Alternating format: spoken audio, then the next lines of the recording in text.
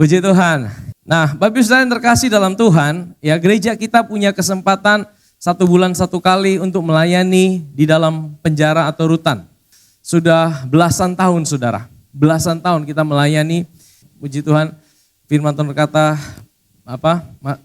pada orang-orang tawanan, kepada orang-orang yang terpenjara, saudara mereka boleh ngalamin kabar baik. Saya percaya kabar baik ini sangat dibutuhkan oleh saudara-saudara kita yang ada di rutan maupun lapas. Dan kita boleh melihat ada buah-buah yang boleh terjadi di sana saudara ya.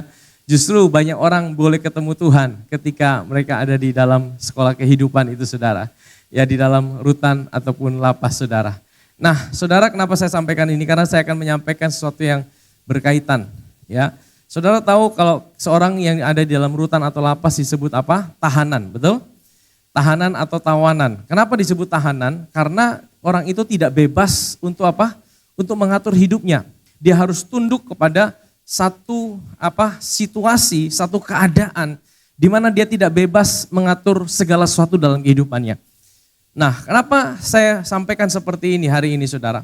Karena hari ini saya akan bicara tentang satu topik, judul khotbah saya hari ini adalah Jadilah Tawanan Pengharapan. Mari kita buka firman Tuhan di dalam Zakaria pasal yang ke-9 ayat yang ke-12. Kembalilah ke kota bentengmu, hai orang tahanan yang penuh pengharapan. Pada hari ini juga aku memberitahukan, aku akan memberi ganti kepadamu 2 kali lipat. Ya. Nah saudara, bahasa Indonesianya kurang jelas saudara. Waktu saya baca di dalam bahasa Inggrisnya, kata tahanan yang penuh pengharapan dikatakan ini, return to the stronghold, you prisoners of hope. Prisoners of hope itu adalah orang tahanan tapi ditahan oleh pengharapan. Prisoners of hope ditahan oleh pengharapan. Wah saya baca ini apa artinya ditahan oleh pengharapan ya. Nah tadi kita mengerti kalau orang tahanan dia tidak punya hak untuk mengatur hidupnya sendiri. Tergantung siapa yang menahan dia. Kalau negara yang menahan dia, negara yang punya otoritas untuk atur hidupnya. Tapi ada orang yang ditahan bukan oleh jeruji yang ada di penjara, tapi ada orang yang ditahan oleh dosa. Ada orang yang ditawan oleh depresi. Ada orang yang ditawan oleh sakit penyakit. Ada orang yang ditawan oleh masalah. Sehingga apa? Dia diatur oleh masalah itu. Dia diatur oleh depresi itu. Mungkin ada orang-orang yang tidak terpenjara secara fisik. Hari ini kita sedang ada, mungkin tubuh kita bebas. Tapi mungkin ada penjara-penjara, tawanan-tawanan. Kita menjadi tawanan-tawanan yang lain saudara, di dalam hidup ini. Nah tetapi di dalam Alkitab kita, firman Tuhan katakan, the prisoners of hope, tawanan pengharapan. Ini sesuatu yang agak aneh saudara. Kita bukan ditawan oleh hal negatif, tapi kita ditawan oleh pengharapan. Apa maksudnya ditawan oleh pengharapan? Artinya pengharapan itulah yang mengatur dan mengendalikan hidup saudara dan saya. Maksudnya apa? Maksudnya saya sederhanakan begini saudara. Artinya firman Tuhan ini mau bilang, kalau kita menjadi tawanan pengharapan di dalam segala situasi hidup saudara dan saya, baik itu yang baik maupun itu yang buruk, dalam segala musim hidup kita, baik musim yang kelihatannya baik maupun musim yang kelihatannya tidak baik, kita bisa tetap punya pengharapan. Amin. Karena jujur saya percaya kenapa firman ini ditulis seperti ini. Karena saya percaya bahwa mudah bagi kita untuk bisa punya pengharapan ketika semuanya berjalan baik saudara. Ketika bisnis berjalan baik, kita bisa punya pengharapan. Nanti saya mau bikin bisnis ini, saya mau bikin bisnis ini, saya mau buka cabang ini, saya mau lakukan ini. Kalau bisnis sedang berjalan baik, kita bisa punya pengharapan yang baik. Kalau mungkin kita dalam keadaan rumah tangga sedang baik-baik, gampang sekali bisa punya pengharapan. Tetapi kalau kita sedang ada di lembah, atau kita ada dalam situasi yang sulit, mungkin bisnis saudara sedang bangkrut, mungkin rumah tangga saudara sedang di ujung tanduk. Mungkin kesehatan saudara sedang ada di titik kritis. Dokter sudah kasih vonis engkau tidak bisa sembuh. Di dalam saat-saat itulah seringkali sulit bagi kita untuk bisa punya pengharapan saudara. Betul atau betul? Kalau hari ini mungkin kau sedang dililit oleh masalah. Mungkin hari ini kau sedang dililit oleh persoalan rumah tangga mungkin. Seringkali saudara, kita susah untuk bisa punya pengharapan. Kita susah untuk bisa punya pengharapan. Karena apa? Karena seringkali kita merasa, aduh, kalau dalam keadaan seperti ini rasanya susah untuk berharap. Dan akhirnya situasi itu lebih menguasai hidup kita. Dan fokus hidup kita bukan lagi kepada Tuhan yang kasih pengharapan. Tetapi fokus hidup kita lebih kepada masalah. Yang akhirnya kita tidak punya keberanian untuk tetap percaya. Bahwa di tengah-tengah situasi yang sulit sekalipun, di situ Tuhan ada. Dan Tuhan mau untuk kita bisa punya pengharapan. Amin saudara. Apa dasar kita bahwa kita tahu bahwa Tuhan kita adalah Tuhan yang mau kita punya pengharapan. Sekalipun kita ada di lembah atau di titik yang sulit dalam hidup ini. Di ayat yang ke-11 firman Tuhan bilang gini saudara. Mengenai engkau oleh karena apa? Darah perjanjianku. Oleh karena darah perjanjianku dengan engkau, aku akan melepaskan orang-orang tahananmu dari lubang yang tidak berair. Jadi hari ini, saudara ini gambaran sebenarnya. Buat kita hari ini, darah perjanjian buat kita hari ini itu bukan darah binatang. Tapi darah Yesus yang dicurahkan di atas kayu salib, saudara. Amin. Hari ini kita bisa berharap. Kita bisa tetap percaya bahwa di tengah-tengah situasi yang sulit sekalipun, kita bisa tetap percaya, kita tetap punya pengharapan. Karena apa? Karena 2000 tahun yang lalu ada seorang pribadi, Allah yang menjadi manusia, dia taat, dia naik di atas kayu salib untuk mengorbankan dirinya menjadi sama seperti kita, membuat perjanjian dengan Bapa di sorga, mewakili kita dan menjadi sama seperti kita. Supaya apa saudara? Supaya kita dipindahkan dari kerajaan gelap masuk ke dalam terangnya yang ajaib. Saya mau bilang gini saudara, setiap kita suka tidak suka, mau tidak mau, kita pernah menjadi tawanan atau tahanan yang namanya tahanan dosa. Karena Adam berbuat dosa, maka seisi dunia terkontaminasi dengan dosa. Saudara tidak harus berbuat dosa untuk jadi orang berdosa. Kita disebut orang berdosa karena kita lahir dari keturunan Adam. Adam yang buat dosa, kita yang tanggung konsekuensinya. Itu dinamakan kita dalam sebuah penjara. Ya, kenapa dikatakan penjara? Karena Paulus tuliskan ini. Kita pernah menjadi yang namanya tawanan dosa. Tawanan dosa itu maksudnya apa? Kita terjebak dalam sebuah penjara yang namanya Adam. Sebaik apapun hidup kita, saudara mungkin belum pernah, ada yang belum kenal Tuhan, atau saudara mungkin ingat di masa lalu saudara, waktu saudara belum kenal Tuhan secara pribadi, pernah tidak saudara melakukan sesuatu yang baik? Pernah tidak? Pasti ada dong. Tidak mungkin saudara hidup saudara terus jahat terus, tidak mungkin kan? Meskipun kita belum kenal Tuhan secara pribadi, pasti ada kan? Kita lakukan yang baik, kita tolong orang, betul? Kita memberikan sedekah. Itu perbuatan baik yang kita lakukan tidak bisa pindahkan kita dari penjara yang namanya Adam untuk keluar dari penjara itu saudara. Hanya oleh karena kita percaya kepada Yesus. Waktu saudara dengar tentang Injil, saudara percaya kepada apa yang Yesus lakukan di atas kayu salib. Dengan kematian dan kebangkitannya. Roh Kudus melahirbarukan saudara. Lahir baru itu artinya apa saudara? Saudara dikeluarkan dari penjara yang namanya Adam. Saudara dipindahkan masuk ke penjara yang baru. Saya pakai kata penjara karena apa? Karena saudara tidak punya kuasa untuk mengeluarkan diri saudara. Waktu saudara di dalam Adam, waktu saudara percaya kepada karya Kristus, Roh Kudus mengeluarkan saudara. Dipindahkan ke sebuah penjara yang baru, namanya Kristus. Saudara punya identitas yang baru, saudara punya hidup yang baru. Saudara bukan lagi dikenal sebagai orang berdosa, tapi saudara dikenal sebagai anak Tuhan, anak kesayangan Bapa di sorga. Saudara punya status yang baru. Saudara bisa berdiri di hadapan Bapa di sorga. Sama seperti Yesus berdiri di hadapan Bapa di sorga. Saudara punya identitas yang baru. Sama seperti waktu saudara ada di penjara yang lama. Saudara sempat berbuat baik, tapi tidak bisa mengeluarkan saudara dari penjara itu. Waktu saudara ada di dalam penjara yang baru, saudara adalah ciptaan yang baru. Saudara punya identitas yang baru. Pernah tidak saudara gagal? Setiap kita masih punya yang namanya daging. Kita masih tergoda. Sekalipun itu bukan identitas kita. Kita masih rawan dengan jatuh di dalam dosa. Tapi kalau saudara jatuh dalam dosa, bisakah saudara dikeluarkan dari penjara yang namanya Kristus untuk kembali ke penjara yang lama? Tidak bisa.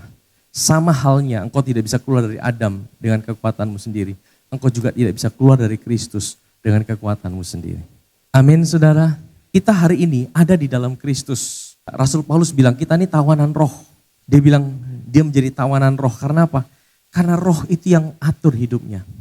Nah hari ini kita bisa disebut sebagai tawanan pengharapan. Karena apa? Karena dasarnya adalah hari ini kita ada di dalam Kristus. Amin saudara. Kita bisa punya pengharapan. Sekalipun kita ada di tengah-tengah lembah. Sekalipun kita ada di tengah-tengah kesulitan. Sekalipun kita ada di tengah-tengah situasi yang buruk, Tuhan mau kita tetap punya pengharapan. Karena apa? Karena Kristus yang taruh itu dalam hidup kita. Coba kita buka Hosea pasal yang kedua, ayat yang ke-15. Aku akan memberikan kepadanya kebun anggurnya dari sana dan membuat lembah Akor menjadi apa? Pintu pengharapan. Maka dia akan merelakan diri di sana seperti pada masa mudanya, seperti pada waktu dia berangkat keluar dari Mesir. Saudara tahu, lembah Akor itu artinya apa?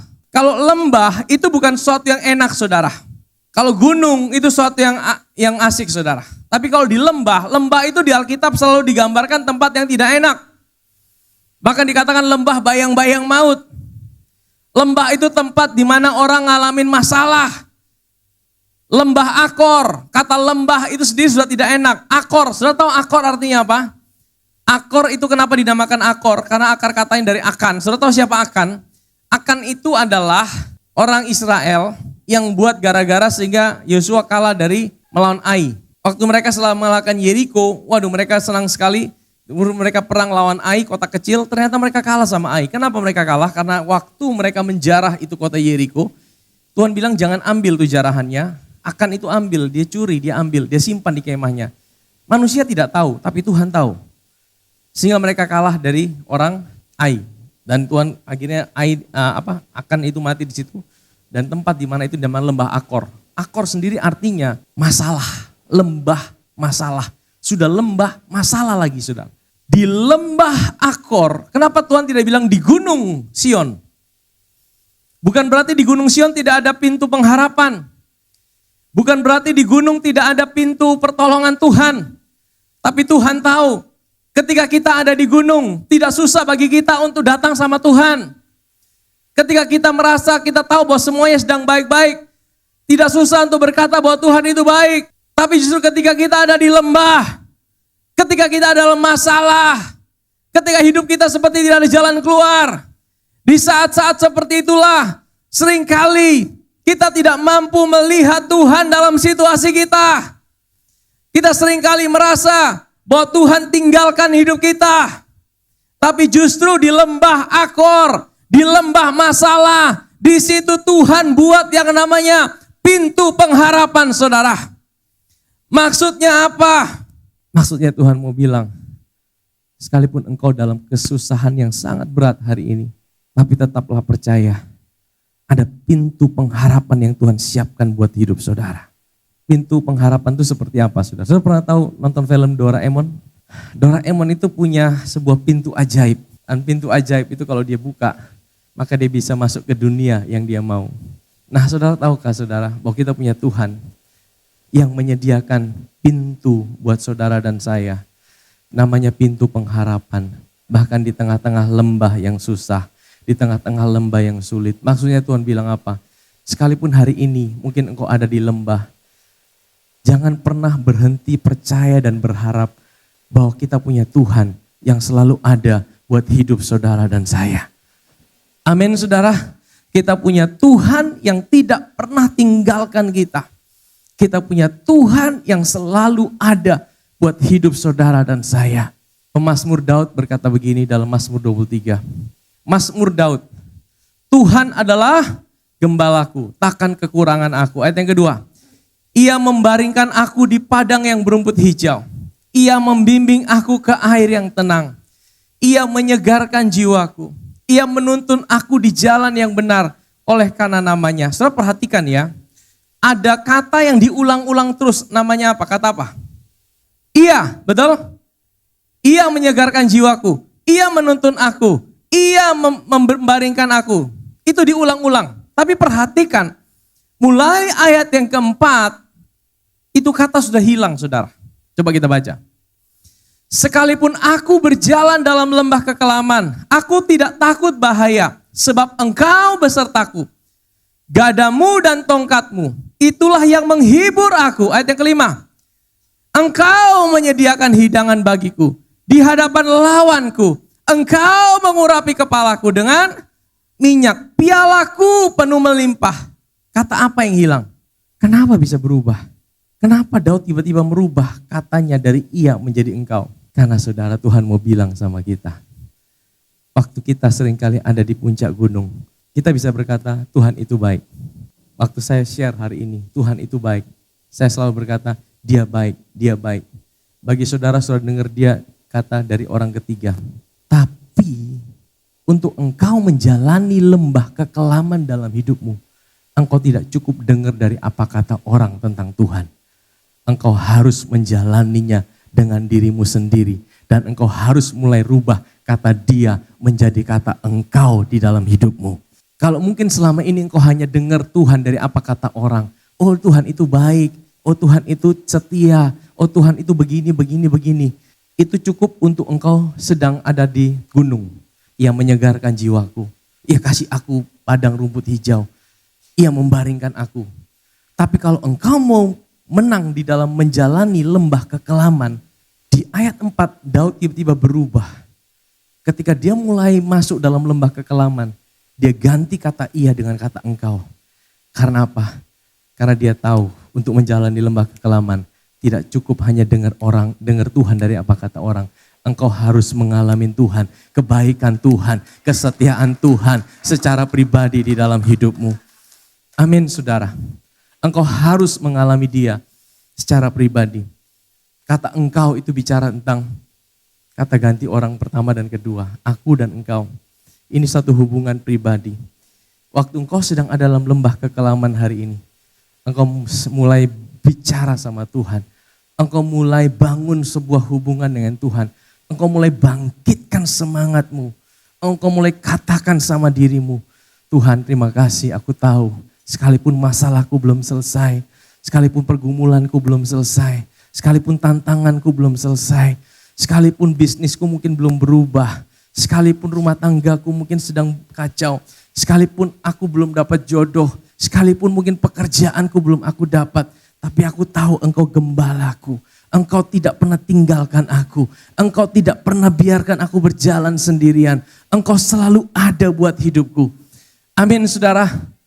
Engkau rubah kata dia menjadi kata engkau saudara. Engkau mulai bilang sama Tuhan. Engkau perkatakan janji Tuhan itu. Buat dirimu secara pribadi. Di ayat yang kelima dikatakan apa? Nah tunggu ayat yang keempat. Sekalipun aku berjalan. Kata aku berjalan dalam lembah. Itu bahasa Inggris dikatakan walk through. Walk through itu bukan tinggal saudara. Saudara pernah tahu drive-thru? Kalau saudara pergi ke drive-thru, saudara boleh parkir di situ tidak? Tidak boleh. Itu artinya saudara tidak boleh berhenti di situ. Saudara hanya boleh berhenti sebentar untuk pesan dan kemudian saudara harus terus.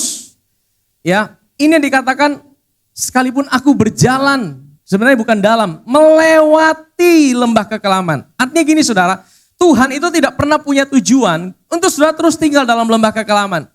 Tapi saudara, Tuhan izinkan, terkadang kita harus melewati drive-thru lembah kekelaman itu. Tapi kabar baiknya adalah engkau tidak lewat itu sendiri. Firman Tuhan katakan, aku berjalan menyertai engkau. Mungkin hari ini engkau sedang melewati lembah kekelaman. Yang Tuhan mau bilang apa? Engkau tidak sendiri. Lembah kekelaman itu bukan rancangan Tuhan buat hidup kita. Banyak kali kita lewat lembah kekelaman karena keputusan yang kita buat dalam hidup ini. Ada banyak konsekuensi yang kita jalani. Apa yang kita jalani hari ini, tidak semuanya itu karena Tuhan yang kasih buat hidup kita. Tuhan tidak pernah kasih hal yang buruk, saudara. Tuhan tidak pernah izinkan, Tuhan tidak pernah kasih rancangan yang buruk buat hidup kita. Tapi kadang-kadang Tuhan izinkan karena apa? Karena pilihan-pilihan kita di masa lalu kita, saudara. Apa yang kita pilih di masa lalu, itu menentukan apa yang kita alami hari ini. Kadang-kadang ada lembah kekelaman yang terjadi. Itu karena pilihan kita di masa lalu. Karena kebodohan-kebodohan yang kita buat di masa lalu kita, saudara. Kebodohan-kebodohan itu yang membuat hari ini harus kita menjalani konsekuensi itu, saudara. Tapi kabar baiknya adalah sekalipun aku berjalan dalam lembah kekelaman, aku tidak takut bahaya. Karena aku tahu Tuhan ada besertaku. Amin, saudara. Saya sedang bicara dengan orang-orang yang sedang melewati lembah kekelaman hari ini. Jangan menyerah. Jangan putus asa. Jangan engkau bilang sudah Tuhan tidak mungkin dengar doaku. Jangan engkau mulai akhirnya engkau frustasi, engkau ambil jalan buntu. Tapi percaya bahwa sekalipun di dalam lembah kekelaman, karena ada keputusan yang kita buat di masa lalu kita yang keputusan yang bodoh. Percayalah bahwa sekalipun di dalam lembah itu kita tetap bisa punya pengharapan. Amin. Kita tetap bisa punya satu pengharapan. Pengharapan akan apa? Akan apa yang Tuhan sudah siapkan buat hidup saudara dan saya. Engkau menyediakan hidangan bagiku di hadapan. Saya mau tanya, engkau menyediakan hidangan itu berarti kita yang siapkan, baru kita makan sama Tuhan atau Tuhan yang siapkan? Tuhan yang siapkan, betul? Kita tidak perlu siapkan, ternyata Tuhan yang siapkan. Waktu engkau ada masalah, bukan saudara yang datang cari Tuhan dulu. Tuhan yang cari hidup saudara. Kita pikir waktu kita punya masalah kita yang cari Tuhan. Bukan, saudara. Waktu kita punya masalah sebenarnya, waktu kita ada di lembah, Tuhan yang terlebih dahulu datang untuk cari saudara. Tapi seringkali kita tidak bisa lihat itu karena apa? Mata kita fokus dengan masalah kita. Kita tidak sadar bahwa Tuhan sedang siapkan hidangan yang terbaik. Dan dia lakukan itu. Dia turun dari sorga untuk mencari hidup saudara dan saya. Kita tidak mungkin bisa cari Tuhan kalau Tuhan tidak terlebih dulu menemukan hidup kita. Dan ada satu kisah di dalam Alkitab, di dalam Kejadian pasal 14. Ini kisah yang sangat indah, gambaran tentang bagaimana Tuhan itu turun mencari hidup kita. Kejadian 14 ayat 17 dan 18. Ini kisah mengenai Abram dan Melkisedek. Setelah Abram kembali dari mengalahkan Kedorlaomer dan para raja yang bersama-sama dengan dia. Abram ini habis perang, saudara. Dia membebaskan ponaannya namanya Lot dan dia perang melawan beberapa raja. Kira-kira orang habis perang capek tidak? Lelah tidak? Lelah, saudara. Abram lagi capek. Abram lagi lelah. Sama seperti beberapa orang dari saudara hari ini. Mungkin engkau sedang capek, engkau sedang lelah. Dan firman Tuhan katakan apa? Maka keluarlah Raja Sodom menyongsong dia kemana? Lembah Syawe. Ingat, lembah itu tempat apa? Tempat yang tidak enak. Jadi Abram ini sebenarnya lagi capek. Saya percaya mungkin dia lagi kelelahan. Dia sedang ada di lembah. Udah gitu godaan datang lagi. Ini ada iblis datang ini, saudara. Makanya biasanya kalau kita habis mengalami kemenangan, hati-hati. Biasanya habis mengalami kemenangan, itu kalau kita tidak hati-hati, sedikit lagi kita jatuh, saudara. Abram ini habis perang, dia menang. Tapi dia sedang kelelahan, dia ada di lembah. Yang datang sama dia siapa? Raja Sodom. Melkisedek. Siapa Melkisedek itu? Melkisedek ini gambaran tentang Kristus. Ini adalah Kristus yang muncul di perjanjian lama. Ya, kenapa? Dari namanya saja, Melkisedek. Nama Melkisedek, Melki itu artinya apa? Raja. Sedek itu dari kata zadik. Zadik itu artinya kebenaran. Jadi Melkisedek sendiri namanya Raja Kebenaran. Yaitu gambaran tentang Kristus. Tapi dia bukan cuma Raja Kebenaran, dia juga Raja Salem. Salem itu apa? Damai sejahtera. Raja Salem itu Yerusalem. Yerusalem itu kota damai. Dia Raja Yerusalem. Kenapa, saudara? Saudara tahu Yerusalem itu posisinya di lembah atau di gunung? Di gunung, saudara. Makanya namanya Bukit Sion. Jadi sebenarnya Melkisedek itu ada di bukit. Tempat tahtanya ada di gunung. Nah, saudara lihat, dia yang ada di gunung. Tapi dia turun ke lembah untuk ketemu Abraham yang sedang kelelahan. Dia bawa apa, saudara? Dia bawa roti dan anggur. Ini gambaran daripada siapa? Tuhan kita, Yesus Kristus. Waktu saudara kelelahan, waktu saudara capek menghadapi masalah, waktu saudara sedang kehabisan energi dalam hidup saudara, waktu saudara sudah mengalami jalan buntu, percayalah bukan saudara yang pertama datang cari Tuhan, Tuhan yang datang untuk menemui hidup saudara. Dia bawa roti dan anggur, ini lambang daripada tubuh dan darahnya. Ini hidangan yang terbaik. Makanya nanti kalau kita ambil perjamuan kudus jangan ambil biasa-biasa saudara. Saya mau kita mulai berubah. Bukan kita yang sedang siapkan itu. Ya memang gereja yang siapkan perjamuan tiap minggu.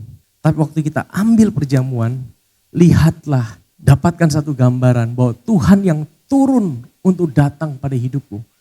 Dia yang siapkan tubuh dan darahnya buat hidup saudara dan saya. Amin saudara. Dan lembah Syahwe disebut juga lembah raja. Tapi waktu zaman Yesus, lembah itu disebut lembah Kidron. Saudara tahu di lembah Kidron ada satu tempat yang namanya Getsemani. Getsemani itu apa saudara? Getsemani itu artinya di tempat pemerasan buah zaitun, penggilingan. Di Getsemani itu saudara, di lembah Kidron itu. Di situ Yesus melewati yang namanya lembah bayang-bayang maut. Itulah tempat di mana Yesus harus sampai ketakutan saudara. Firman Tuhan katakan dia waktu dia berdoa itu saudara. Doanya sampai kepalanya itu meneteskan darah saudara. Saking ketakutannya dia. Kenapa dia ketakutan? Supaya hari ini waktu engkau menjalani hidup. Engkau tahu Yesus sudah ambil setiap ketakutan itu. Engkau tidak harus ketakutan lagi menjalani hidupmu. Karena di Taman Getsemani Yesus sudah ambil ketakutan itu. Yesus sudah ambil itu. Darahnya menetes ke tanah. Membuat apa? Setiap tempat yang kau injak, tadinya tempat itu terkutuk. Tapi kalau engkau ada di situ, tempat itu menjadi tempat yang diberkati Tuhan. Amin. Sehingga apa? Di dalam hidup anak Tuhan tidak ada lagi kutuk. Yesus masuk di Getsemani, dia digiling, dia dihancurkan. Supaya apa? Supaya di saat engkau sedang ada di lembah yang paling dalam sekalipun, engkau bisa tetap punya pengharapan bahwa aku punya Tuhan yang ada bersama aku dan dia akan pulihkan hidupku sekalipun aku ada di lembah. Amin saudara. Kita cepat saja, ada satu kisah di dalam satu raja-raja. Ya, saudara tahu kisahnya Elia? Elia turunkan api dari langit. Tetapi tiba-tiba tampillah seorang nabi kepada Ahab, raja Israel serta berkata, beginilah firman Tuhan, sudahkah kau lihat semua orang yang sangat ramai itu? Jadi ini kisah gini. Waktu itu orang Aram itu dia ajak sekutunya ada 32 raja. Bayangkan, satu raja Aram dia ajak 32 raja untuk mengepung Israel. Jadi perbandingannya saudara, itu tentara Aram itu ada ratusan ribu. Ya. Tapi tentara Israel itu cuma sekitar 7.000. Hari ini aku akan menyerahkan mereka ke dalam tanganmu supaya engkau tahu bahwa akulah Tuhan. Ayat berikutnya. Lalu bertanyalah Ahab, rajanya Israel utara namanya Ahab waktu itu. Dengan bantuan siapa? Jawabnya, beginilah firman Tuhan. Dengan bantuan anak-anak muda, pengiring kepala-kepala daerah. Kenapa Tuhan pakai anak-anak muda? Karena anak-anak muda ini dianggap tidak berpengalaman. Sebenarnya saudara, Tuhan itu punya pola gini saudara. Tuhan sering pakai yang tidak dianggap. Tuhan sering pakai yang tidak kelihatan. Tuhan sering pakai yang kecil untuk mempermalukan kesombongan manusia. Cara Tuhan adalah Tuhan sering pakai yang tidak berarti, tidak dianggap. Supaya apa? Kalau itu berhasil, itu 100% adalah karena Tuhan. Siapa yang akan memulai perang? Ayo engkau serang duluan. Kemudian dia menghitung jumlah anak muda, pengiring kepala daerah. Cuma 232 orang. Dan sudah mereka menghitung jumlah seluruh rakyat. 7.000 orang. Bayangkan 7.000 orang lawan ratusan ribu orang. Mana bisa menang? Waktu itu orang Israel serang duluan. Dan mereka menewaskan begitu banyak orang Aram. Tapi perang itu di gunung saudara. Wah Raja Aram tidak terima. Dia bilang ayo kita atur strategi kembali. Pegawai-pegawai Raja Aram berkata kepadanya. Jadi ini saudara waktu mereka Aram udah kalah. Mereka tambah pasukan. Tambah pasukannya sama banyaknya dengan yang awal. Terus pegawainya bilang gini, Allah mereka ialah Allah gunung. Itulah sebabnya mereka lebih kuat dari kita. Ternyata peperangan di gunung orang Aram kalah sehingga mereka bilang, Tuhan mereka Tuhan gunung. Tapi apabila kita berperang melawan mereka di tanah rata atau di lembah, pasti kita lebih kuat daripada mereka. Bertindaklah begini, pecat raja-raja yang tadi itu, angkatlah bupati yang baru, next. Lalu kerahkanlah tentara sebanyak tentara yang telah gugur dari pihakmu. Kuda dan kereta sebanyak yang dahulu. Mari kita perang melawan mereka di tanah rata atau di lembah. Pasti kita lebih kuat daripada mereka. Raja mendengarkan usul mereka dan bertindak demikian. Saudara tahu, singkat cerita nanti saudara baca, mereka akhirnya menyerang Israel. Tapi saudara tahu, ratusan ribu, pada hari itu juga firman Tuhan katakan, 100.000 tentara Aram itu tewas saudara. Siapa yang buat? 7.000 orang mana bisa bikin tewas? 100.000. Tapi saudara musuh bilang gini, oh kalau di gunung kita kalah, kalau di lembah kita menang. Karena apa? Ini sebenarnya gambaran, iblis itu juga sampai tidak habis pikir. Iblis itu tidak pernah pikir peristiwa salib, karena apa? Karena dia pikir gini, kalau orang-orang itu baik, mereka pasti bisa ingat Tuhan. Tuhan akan tolong mereka. Gunung itu melambangkan satu tempat yang baik, aman. Ya kan? Gunung itu menggambarkan satu situasi yang aman-aman. Jadi kalau iblis sendiri berpikir bahwa kalau orang-orang ini ada di lembah, waktu mereka gagal, tidak mungkin Tuhan tolong mereka. Tapi iblis salah tangkap saudara. Justru ada di lembah pun kita punya Tuhan yang tidak pernah berhenti mencari hidup saudara dan saya. Makanya ada peristiwa salib itu saudara. Amin. Justru ada di lembah, disitulah kita punya Tuhan, bukan Tuhan yang ada hanya di gunung saja. Tapi kita punya Tuhan, mau ada di gunung, mau ada di lembah, mau ada di kali, mau ada di batu karang sekalipun. Dia Tuhan yang ada di setiap musim kehidupan kita. Amin saudara. Sehingga apa? Sehingga kita bisa berharap, kita bisa percaya. Kalau hari ini kau ada di lembah, percayalah kita punya Tuhan yang juga hari ini ada bersama hidup saudara. Untuk apa? Untuk dia pulihkan, untuk dia angkat hidupmu. Engkau bisa punya pengharapan. Jangan menyerah dalam hidup ini. Amin. Saudara tahu kata pengharapan, itu dalam bahasa Ibrani-nya adalah tikvah. Katakan tikvah. Kata tikvah itu dijadikan lagu nasionalnya orang Israel sampai hari ini. Namanya Hatikvah. Saudara boleh cari di YouTube. Cari lagu kebangsaan Israel judulnya Hatikvah. Nah kata tikvah itu pertama kali muncul di Alkitab. Itu ternyata artinya bukan pengharapan saudara. Ternyata kata tikvah itu artinya adalah tali. Tali warna merah.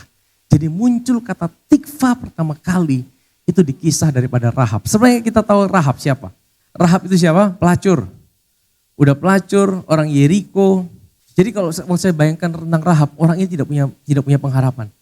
Hidupnya udah hancur-hancuran. Ya hidupnya udah tidak punya masa depan sebenarnya. Dari profesinya, dari suku bangsanya, sebenarnya dia tidak punya dasar untuk berharap saudara. Tapi ada tikvah muncul di situ yang mengubah seluruh kehidupannya. Dan saya berdoain juga mengubah kehidupan kita. Mari kita buka di dalam Keluaran pasal yang Yosua 2 ayat yang ke-18. Nanti saudara baca aja itu kisahnya saudara, kita tidak punya waktu.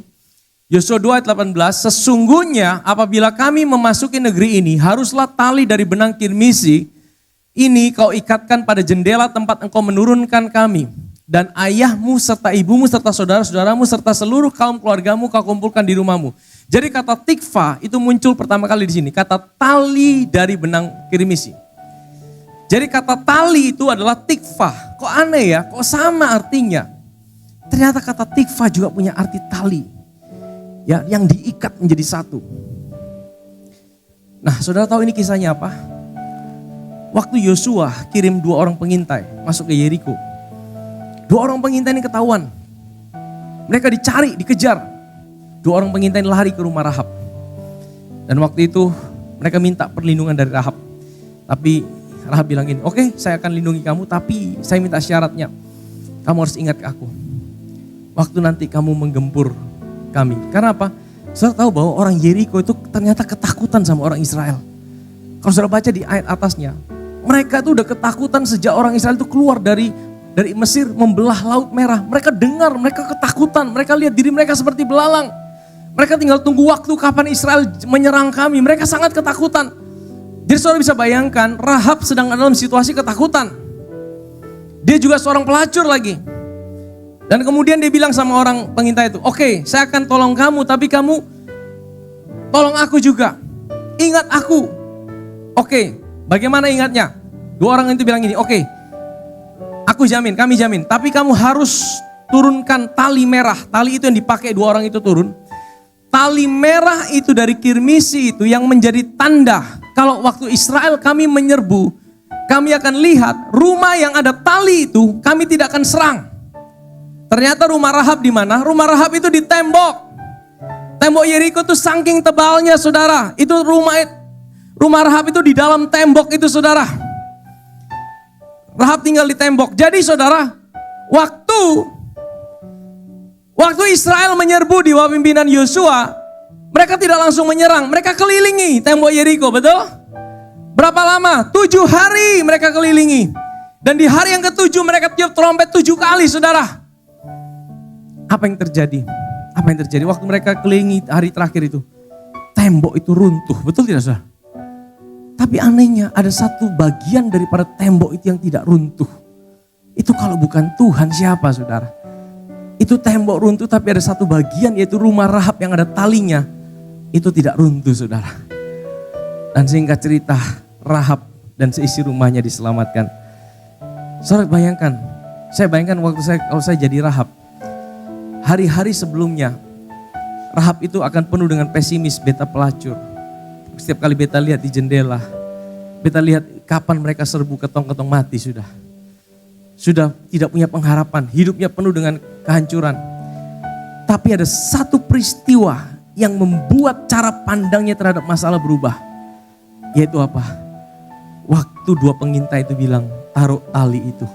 Tali itu gambaran dari apa? Itu darah Yesus. Tali kirmisi itu adalah darah Yesus. Darah Yesuslah yang membuat Rahab dan seisi keluarganya diselamatkan. Lihatlah tali itu. Jadi setiap kali dia lihat jendela saudara, dia tidak lagi lihat ketakutan. Dia lihat yang sama. Tadinya dilihat tentara akan menyerbu itu kematian buat dia. Tapi sejak ada tali itu, waktu dia lihat tentara yang akan menyerbu, dia lihat ada pengharapan. Dia lihat ada perubahan. Dia lihat ada pertolongan. Dia lihat ada sesuatu yang berubah dalam hidupnya. Amin saudara. Hari ini mungkin engkau sedang lihat reruntuhan di dalam pekerjaanmu. Mungkin hari ini engkau sedang lihat reruntuhan dalam rumah tanggamu. Mungkin hari ini engkau sedang lihat reruntuhan dalam hubunganmu. Tetapi kalau engkau tahu ada tali merah yang digantungkan di dalam kehidupanmu. Tali merah yaitu darah Yesus yang dicurahkan untuk menjadi perjanjian buat hidupmu. Sekalipun engkau melihat reruntuhan, sekalipun engkau melihat masalah, sekalipun engkau melihat jawaban Tuhan belum tiba, tapi engkau punya pengharapan. Engkau punya pengharapan bahwa engkau punya Tuhan yang ada di situasimu. Dan Tuhan yang sanggup untuk membalikkan keadaan, untuk memberkati engkau 2 kali lipat. Amin saudara. Kembali ke Sakaria pasal yang ke-9 ayat yang ke-12. Saya jemput kita bangkit berdiri. Kembalilah ke kota bentengmu, hai orang tahanan yang penuh pengharapan. Pada hari ini juga aku memberitahukan, aku memberikan ganti kepadamu berapa kali lipat? 2 kali lipat. Amin saudara. Kenapa hari ini kita bisa tetap berharap? Kita bisa tetap berharap bukan karena kita sedang ada di gunung. Kita bisa tetap berharap bukan karena situasi kita selalu baik-baik. Kita bisa tetap berharap bukan karena kita punya segala fasilitas. Kita bisa tetap berharap karena ada satu tali yang digantungkan di tengah-tengah reruntuhan. Dan tali itulah yang menjadi jaminan buat kita. Dasar kita tetap berharap hari ini adalah karena perjanjian yang Tuhan buat di atas kayu salib buat kita. Hari ini kita tetap berharap. Saya sedang bicara mungkin orang-orang yang sedang putus asa. Orang-orang yang sedang putus pengharapan. Waktu saya merenungkan firman Tuhan ini, saya dibangkitkan kembali iman. Saya dibangkitkan kembali kepercayaan. Hal yang sama juga, saya berdoa setiap kita pagi hari ini. Mungkin ada engkau sudah mau menyerah dalam hidupmu, dalam rumah tanggamu, dalam pekerjaanmu, untuk keluargamu mungkin. Mungkin kau sudah mau menyerah untuk hubunganmu. Mungkin kau sudah mau menyerah. Tapi kalau engkau tahu bahwa di dalam lembah sekalipun, di situ Tuhan ada. Dan Tuhan yang bisa memberikan pengharapan itu. Kita bisa tetap percaya. Karena pengharapan itu yang membuat kita tetap bisa bergerak. Kalau engkau tidak lagi punya pengharapan, engkau tidak lagi bisa bergerak, saudara. Kalau hari ini engkau tidak punya pengharapan, engkau tidak bisa bergerak. Tapi kalau engkau tetap bisa punya pengharapan, itu yang membuat engkau bisa terus maju.